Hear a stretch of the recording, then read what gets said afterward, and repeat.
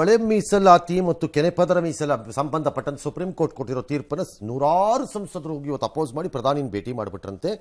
ಯಾವ ಕಾರಣಕ್ಕೂ ಅದು ಜಾರಿಗೆ ತರಬಾರ್ದು ಕೆನೆಪದರ ಅಂತ ಹೇಳ್ಬಿಟ್ರಂತೆ. ಅನ್ಯಾಯ ಆಗುತ್ತೆ. ಯಾರಿಗೆ ಅನ್ಯಾಯ? ಗೋವಿಂದ ಕಾರಜೋಳರು ಆಚೆ ಬಂದು ಅದನ್ನು ಮಾಡಲ್ಲ ಪ್ರಧಾನಮಂತ್ರಿಗಳು ಹೇಳಿದ್ದಾರೆ ಅಂತೆಲ್ಲ ಹೇಳಿದ್ದಾರೆ. ಯಾಕೆ? ಗೋವಿಂದ ಕಾರಜೋಳರ ಕುಟುಂಬಕ್ಕೇ ಸಿಕ್ತಿರಬೇಕು ಎಲ್ಲ ಮೀಸಲಾತಿಗಳುವೆ, ಬೇರೆಯವರು ಸಿಕ್ಕಬಾರ್ದು ಯಾರಿಗೂ. ಎಷ್ಟು ಮೀಸಲಾತಿ ಇದೆಯೋ ಆ ಮೀಸಲಾತಿ ಹಾಗೆ ಉಳಿಬೇಕು. ಆದರೆ ಅದರ ಲಾಭವನ್ನು ಅವರವರೇ ಪಡ್ಕೊಳ್ಳೋದಾದ್ರೆ ಕೊನೆಯ ಮೀಸಲಾತಿ ಪಡೆಯಕ್ಕೆ ಅರ್ಹ ಇರುವವನಿಗೆ ಸಿಗೋದು ಯಾವತ್ತು? ಅದನ್ಯಾಯ ಅಲ್ಲ, ಅದು ಶೋಷಿತರ ಸಮಾಜ. ಶೋಷಿತರದಲ್ಲಿ ನೀವು ಬಲಿಷ್ಠರು ಮಾಡುತ್ತಿರುವುದು ಶೋಷಣೆ ಅಲ್ಲವೋ?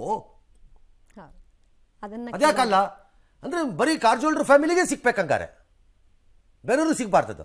ಬೀದರ್ ಬಾಲ್ಕಿನಲ್ಲಿ ಕೂತಿರೋ ಮಗುಗೆ ಸಿಕ್ಕೂಡ್ದದು ಅವಕಾಶಗಳು, ಬರೀ ಇವ್ರಿಗೆ ಸಿಕ್ಬೇಕಲ್ಲ. ನನ್ನ ಹತ್ರಕ್ಕೆ ಬನ್ನಿ. ಪರಿಶಿಷ್ಟ ಜಾತಿ ಅಂತ ಇದ್ದರೂ ಬದುಕನ್ನು ಕಟ್ಟಿಕೊಳ್ಳುವುದಕ್ಕೆ ಹೇಗೆ ಕಷ್ಟಪಡ್ತಿದ್ದಾರೆ ಆ ಜಾತಿ. ಅದಿದ್ದ ತಕ್ಷಣ ಎಲ್ಲ ಸಿಕ್ಕಿಬಿಡುತ್ತೆ ಈ ದೇಶದಲ್ಲಿ ಅವ್ರಗಳಿಗೆ ಅಂತ ಬೇರೆ ವರ್ಗದಲ್ಲಿ ಕೆಲವ್ರಿಗೆ ಭ್ರಮೆ ಇದೆ. ನನ್ನ ಹತ್ರಕ್ಕೆ ಬನ್ನಿ, ನಾನು ತೋರಿಸ್ತೀನಿ ಡಜನ್ ಗಟ್ಟಲೆ ಕೇಸನ್ನು ಬೇಕಾರೆ. ಅವ್ರಿಗೆ ತಲುಪೋದೇ ಇಲ್ಲ. ಅವ್ರಿಗೆ ಹೇಗೆ ತಲುಪಲ್ಲ, ಅವ್ರು ಹೇಗೆ ಕಷ್ಟಪಡ್ತಾರೆ ಬದುಕನ್ನು ಕಟ್ಟಕ್ಕೆ ಅಂತ. ಇಲ್ಲಿ ಅವ್ರವರೇ ಪಡ್ಕೋ, ಅವ್ರವರೇ ಮಜಾ, ಅವ್ರವರೇ ಎಂಜಾಯ್ಮೆಂಟ್. ಅದಕ್ಕೆ ಅಪೋಸ್ ಅಂತೆ, ಅನ್ಯಾಯ ಅಂತೆ. ಯಾರಿಗೆ? ಇದನ್ನ ಬೇರೆಯವರೆಲ್ಲ ಕೇಳಬೇಕಾಗಿರೋದು. ಅವಕಾಶ ವಂಚಿತರಾಗಿ ಸಮುದಾಯದ ಒಳಗಡೆ ಇರುವವರು ಕೇಳಬೇಕಿದ್ದೀನ.